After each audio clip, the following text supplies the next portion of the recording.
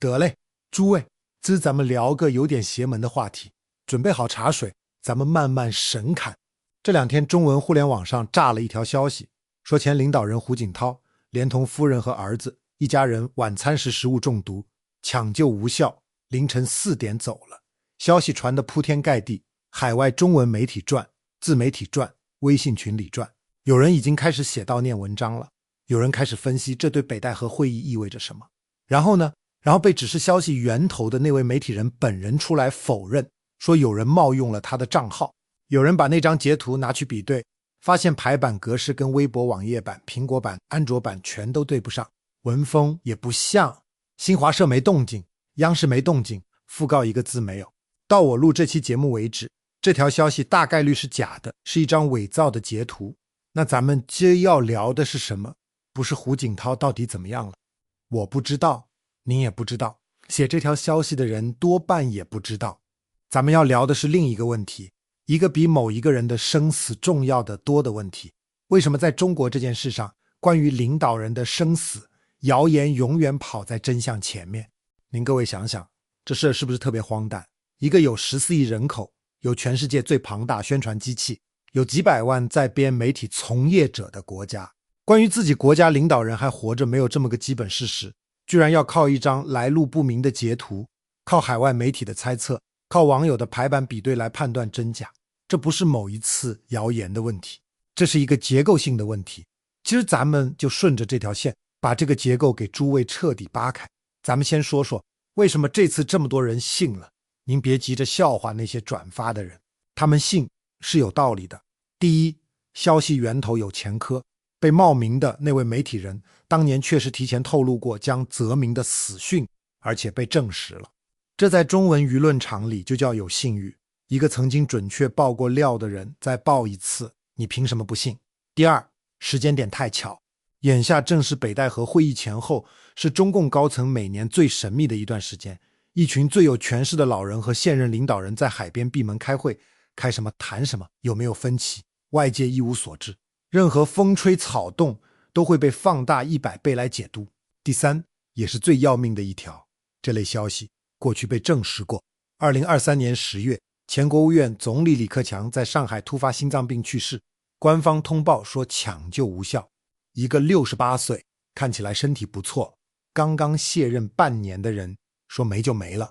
您可以完全相信官方说法，那是您的自由，但您不能否认一个事实，很多人不信，而且官方没有，也不打算提供更多细节让他们信。而且这种事连专业媒体都栽过跟头。2011年7月，香港一家电视台在晚间新闻里正式报道将泽民去世，不是网友爆料，是持牌电视台的正式新闻，有主播，有字幕，有节目导语。消息一出，全世界的通讯社都跟着抢发。结果呢，18个小时之后，新华社发了一条简短声明，说这个消息纯属谣言。那家电视台后来受到了监管机构的处理，做这条新闻的人也付出了代价。您注意这个细节，18个小时，一条关于国家前领导人生死的重大消息在全球传了18个小时，官方才出来说一句纯属谣言。为什么要等18个小时？没人知道，可能是在核实，可能是在商量口径，也可能是在权衡先说和后说哪个更划算。但对外界来说，这18个小时传递的信号是官方的沉默本身就是一种态度，而这种态度又反过来让下一次的谣言更容易被相信。因为大家学会了一件事，官方不吭声的时候，事情往往正在发生。您看，一个正常运转的信息系统应该是这样的，官方发布权威消息，媒体核实报道，公众获得信息，谣言无处生长。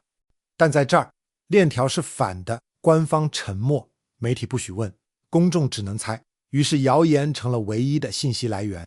我说句可能有点刺耳的话，在一个不允许公开谈论领导人健康的体制里，谣言不是意外，谣言是必然，谣言是不透明这笔账收的利息。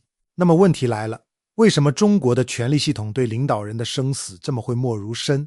这就得往回看了，往回看很远。咱们中国人有个成语叫密不发丧，这4个字说的是一件很具体的事。皇帝死了，先不告诉天下，把尸体藏起来，把消息压下去，等到该安排的安排好了，该杀的杀了，该扶上位的扶上位了，再对外宣布陛下龙谕上宾。您觉得这是个别现象？不，这是传统，而且是主流传统。最有名的一次，秦始皇，公元前210年，秦始皇死在东巡路上的沙丘。他一死，随行的赵高和李斯做了什么？他们没有立刻发丧，他们把皇帝的尸体留在车里，照常送饭，照常上奏，假装皇帝还活着。当时正是夏天，尸体开始腐烂，车里发出臭味。您猜他们怎么办？他们下令在随行的车队里装上一车鲍鱼，让腥臭混在一起，让人分不清哪个味儿是哪个。就这样，一个已经死了的皇帝被一车咸鱼掩护着，走完了回咸阳的最后一程。等回到都城，遗诏已经被改了，该继位的长子扶苏已经被赐死了，登上皇位的是胡亥。您品品这个画面，这不是史书里的一个奇闻，这是中国权力交接的一个原型。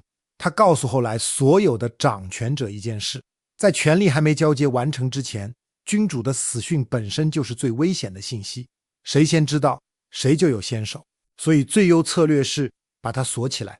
再往后看，清朝的努尔哈赤死在攻打宁远的回程路上，消息封锁，等到皇太极的位子坐稳了才发丧。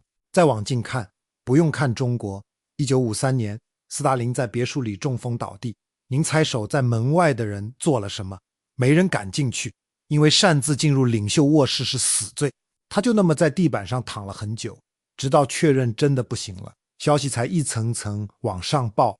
之后的几天里，苏联高层第一件事不是抢救，是分权。1994年，朝鲜的金日成去世，朝鲜官方隔了30多个小时才对外宣布。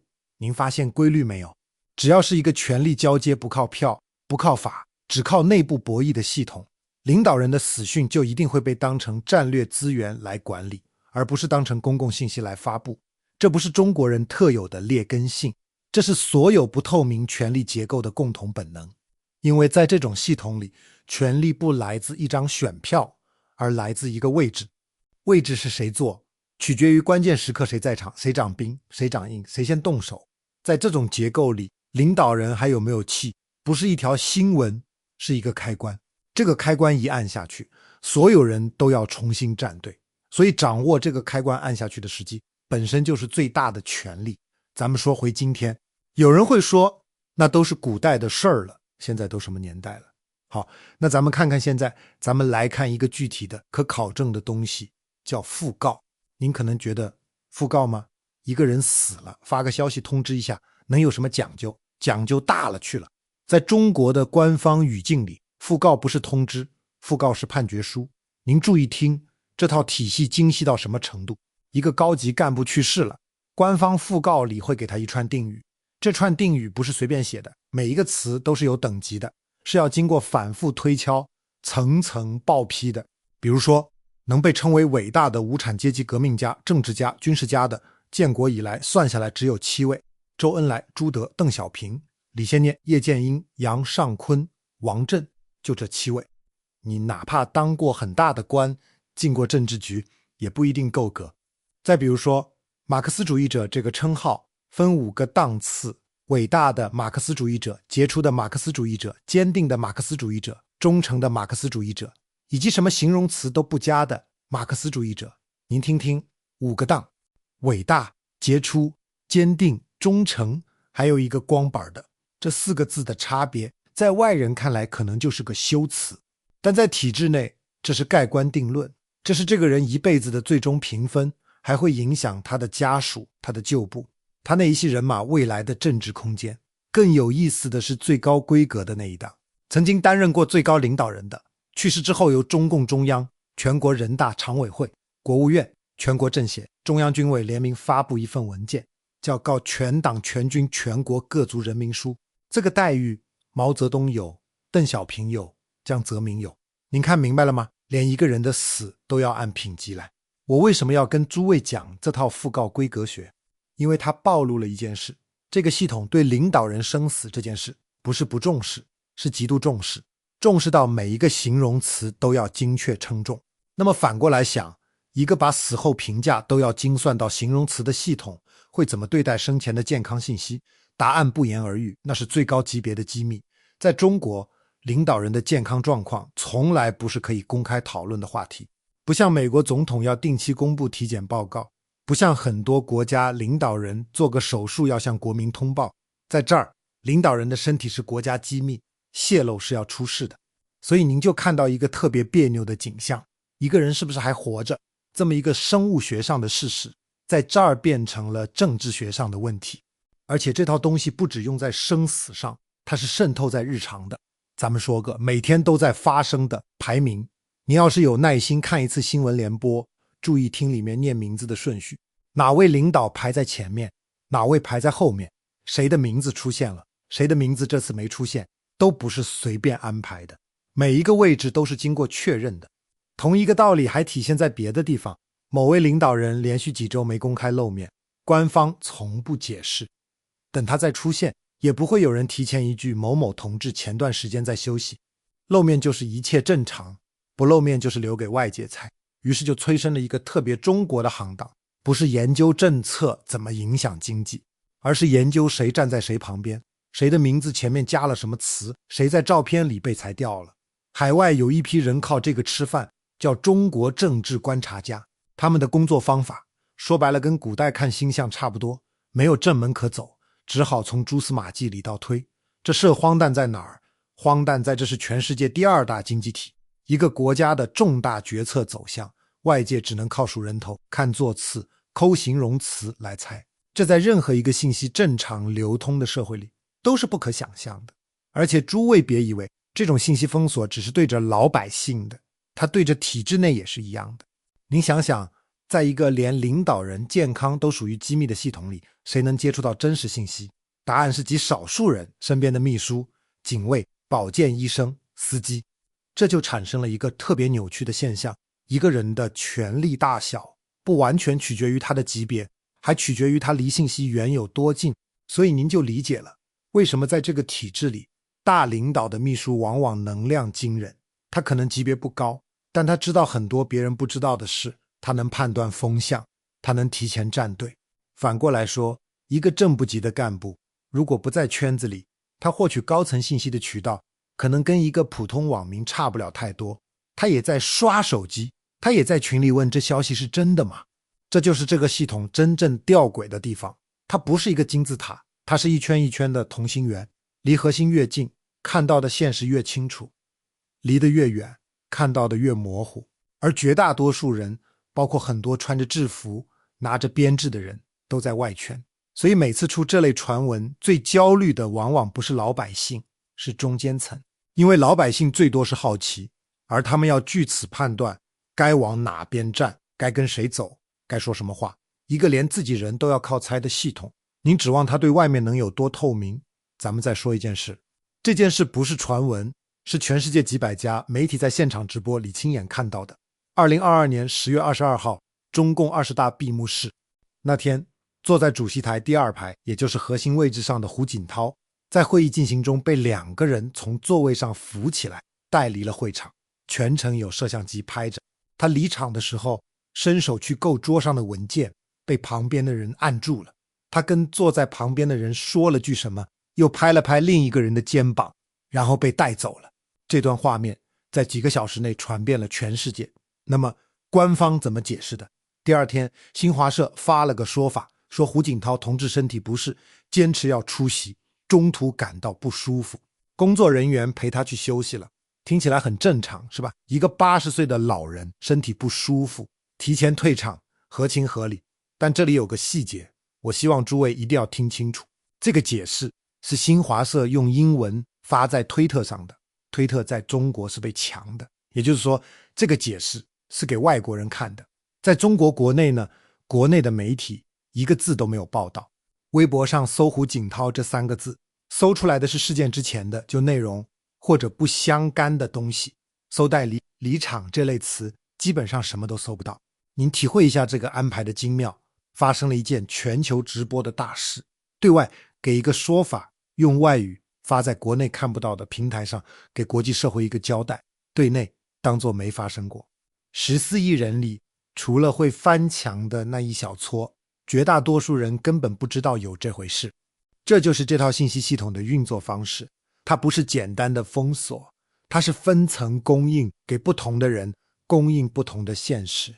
现在咱们把线索连起来，您就明白今天这场谣言是怎么来的了。第一层，权力交接不透明，所以领导人的生死天然是敏感信息。第二层，健康状况是最高机密，官方不主动，也不定期发布任何信息。第三层，国内媒体不许报道，不许提问，不许追问。第四层，当真的发生了公众看得见的异常，对内的处理方式是当作没发生。4层叠加下来，结果是什么？结果是在这个话题上，官方渠道的信息供给量基本等于0，而人的好奇心和恐惧感不会因为你不供给就消失，需求还在，供给没了，那会发生什么？学过一点经济学的都知道，一个有需求没有合法供给的市场，一定会出现黑市。谣言就是信息的黑市，您把正规渠道关了，黑市就一定会开张。而且黑市的商品有个特点，没有质量监管，没有退货保障，真假混卖，越耸动越好卖。这道理跟菜市场是一模一样的。您把一个城市所有的正规菜场都关了，说为了食品安全，老百姓不许自己买菜，那结果是什么？老百姓不吃饭了吗？不会，老百姓会去找路边摊，去找后备箱，去找微信群里的团购，而那些渠道恰恰是最没有食品安全保障的。您本来想解决食品安全，结果制造了一个彻底没有监管的黑市。信息也一样，您把所有正规的信息供给掐了，不是让人们不再关心，而是把他们赶到最脏的水源边上去喝水，然后您再回过头来骂他们喝了脏水，说他们不明真相，被境外势力蛊惑。这就好比您把自来水厂关了，然后指责居民为什么喝沟里的水。所以咱们今天看到的这一幕，一张伪造的截图能让全球中文舆论场震动半天，不是因为中国网民特别蠢，特别容易被骗，恰恰相反，是因为他们太熟悉这个系统了。他们知道在这个系统里，官方沉默不代表事情没发生，官方辟谣也不一定代表消息是假的。他们被训练出了一种条件反射，不能信官方，只能自己拼。您想想这有多可悲。一个社会当公众判断一件是真假的方法已经退化到去比对截图的排版格式，去分析发帖时间的字体渲染的时候，说明什么？说明权威信息源已经彻底失去了公信力，而这个后果是这个系统自己一手造成的，怨不得别人。我这人聊社会现象20来年，向来只讲2样东西，一是常识，二是人性。咱们用常识来算笔账。有人可能会说，领导人的健康属于国家机密，不公开是为了国家安全，是为了稳定。咱们就顺着这个逻辑往下推，看看他能不能站住。您封锁消息是为了稳定，可结果呢？一张假截图就让整个海外舆论场折腾了2天，让无数人开始猜测高层斗争，猜测权力真空，猜测北戴河谈崩了。您封锁带来的稳定在哪儿？如果官方每年公布一次领导人体检结果，或者哪怕只是在这种谣言出来的时候，当天出来说一句某某同志身体状况良好，近期还参加了什么活动，配张照片，这条谣言活得过2个小时吗？活不过。您看，透明本身就是最便宜最有效的辟谣工具，它不花钱，不费事，而且立竿见影。那为什么不用？因为用不了。因为一旦你开了这个口子，承认公众有权知道领导人的健康状况，那接下来的问题就挡不住了。公众有没有权知道领导人是怎么选出来的？有没有权知道政策是怎么定的？有没有权知道钱花到哪儿去了？这个口子不能开，所以宁可承受谣言的成本，也不能承受透明的成本。这就是我一直想跟诸位说的那个核心，不透明不是无能，不透明是选择，它是权衡之后的选择。他清楚地知道谣言的代价，只是他认为谣言的代价比透明的代价小，而这笔账里唯一没有被计算进去的是普通人，是那些看到消息心里一咯噔的普通人，是那些搞不清真假只能在群里问一句是真的吗的普通人，是那些活在一个连基本事实都要靠猜的信息环境里的普通人。他们的成本不在这个系统的账本上。咱们再往深里聊2句。一个社会最基础的公共品是什么？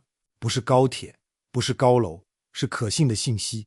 您想想日常生活，您买菜，得知道菜价是真的；您看病，得知道药是真的；您投资，得知道财报是真的；您做任何一个决定，都建立在我获得的信息大体上是真的这个前提上。一旦这个前提塌了，整个社会的运转成本就会指数级上升，因为所有人都得自己去验证，所有人都得多留一个心眼，所有人都得假设对方在骗自己。这就是信任成本，它不出现在经济数据里，但它压在每一个人身上。在一个信息不可信的社会里，聪明人不研究怎么创造价值，而研究怎么解读信号。您看看有多少人在琢磨新闻联播的排序，琢磨领导人出场的顺序，琢磨谁的名字前面加了什么头衔。这些脑力本来可以用来干点别的，这是一种巨大的看不见的浪费。而这一切的源头很简单，因为真话的供给不足，所以人们只好去研究谎话的语法。有人问，那这事有解吗？我不打算给诸位灌鸡汤，这事短期内没解，因为它不是一个技术问题，不是一个可以靠改进宣传手法解决的问题，它是这个权力结构的必然产物。只要权力的来源不需要向公众交代，权力就没有向公众披露信息的动力。您不能指望一个不需要选票的系统主动去满足选民的知情权，因为它没有选民，只有观众。但我想跟诸位说的是另外一件事，咱们作为个体，在这样的信息环境里能做的其实还有一点。第一，守住一个原则，未经证实的就说未经证实，别因为它符合你的期待就当它是真的。这一次那么多人转发，有多少是因为核实过，还是因为潜意识里希望它是真的？我说句得罪人的话，如果因为你讨厌一个体制，你就轻易相信关于这个体制的一切坏消息，那你其实是在用另一种方式重复这个体制的毛病，你也变成了不看证据只看立场的人。第二，记住一个判断标准，看这个系统对可验证的事实是什么态度。谣言真假我们可能判断不了，但有些事是明摆着的。全球直播礼仪位前领导人被带离会场，这件事发生了，这是事实。对外用英文解释对内一字不报，这也是事实。这些不需要爆料，不需要内幕，摆在那儿就能看见。判断一个系统，看他怎么处理那些他没法否认的事，比看他怎么否认那些没法证实的事靠谱得多。第三，也是最要紧的，把注意力从谁死了挪到为什么我们只能靠猜。前者是八卦，过2天就没人记得了；后者是结构，它每天都在影响您的生活，影响您看到的新闻，影响您对世界的判断，影响您做决定时依据的那些事实到底是不是事实。得嘞，接这期扯得有点沉。最后我想说一句，秦始皇死在沙丘那年是公元前210年，掩护他尸体的那一车鲍鱼已经臭了2200多年了。技术变了，咸鱼换成了山铁和限流，逻辑一点没变。在权力交接完成之前，真相是可以被推迟的。我们能做的不是去猜车里到底是什么味儿，是记住一个正常的社会不该让人靠闻味儿来判断皇帝是死是活。爱听不听，因其名矣，求其有声。咱们下期见。